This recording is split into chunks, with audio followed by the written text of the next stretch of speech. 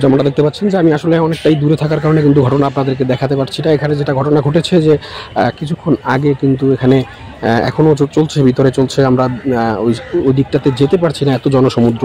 আমরা কিছুক্ষণ আগে ওখানেই ছিলাম, সেখান থেকে বেরিয়ে চলে এসেছি, একটু একটু সেফ সাইডে চলে এসেছি। ওখানে কিন্তু এতক্ষণ কিন্তু ওখানে যারা রয়েছেন, যারা দর্শনার্থী রয়েছেন, যারা এখানে এসেছেন, তারা কিন্তু আসলে ওখানে বিশৃঙ্খলার মতো তৈরি হয়েছে একটা। সেখানে কিন্তু চেয়ার ছোড়াছুড়ির মতো ঘটনা ঘটেছে এবং মিডিয়া মঞ্চ যেটা রয়েছে সেটা কিন্তু আসলে ভেঙে পড়েছে এবং যার ফলে কিন্তু আসলে সাংবাদিক সহ বেশ কয়েকজন আহত হয়েছেন এবং তাদেরকে কিন্তু হাসপাতালে নেওয়া হচ্ছে।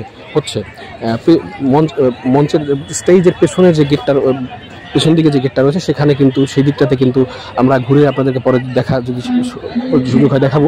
সেখানে কিন্তু অনেকগুলো অ্যাম্বুলেন্স আগে থেকে রাখা হয়েছে এরকম অপ্রীতিকর ঘটনার জন্য, এবং সেই অপ্রীতিকর ঘটনা কিন্তু ঘটে গেল আসলে কনসার্ট শুরু হওয়ার আগেই কিন্তু আসলে সেই অপ্রীতিকর ঘটনাটা ঘটে গেল।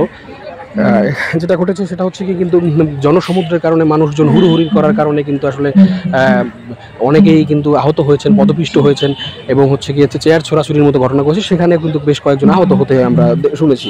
এরপরে যেটা ঘটেছে সেটা মোটা দাগে যেটা ঘটেছে সেটা হচ্ছে মিডিয়া মঞ্চটা কিন্তু আসলে ভেঙে পড়েছে, যার ফলে কিন্তু মিডিয়া মঞ্চে থাকা সাংবাদিকবৃন্দ যারা রয়েছে তারা কিন্তু তাদের মধ্যে বেশ কয়েকজন কিন্তু আহত হয়েছে, গুরুতর আহত হয়েছে। এবং যেটা হচ্ছে যে মিডিয়া মঞ্চের আশপাশে যারা সাধারণ মানুষ যারা ছিলেন, যারা শ্রোতা ছিলেন, তারাও কিন্তু তাদের মধ্যে বেশ কয়েকজন কিন্তু গুরুতর আহত হয়েছে এবং আমরা সর্বশেষ যেটা শুনতে পেয়েছি আসলে তাদেরকে কিন্তু হাসপাতালে নেওয়া হয়েছে।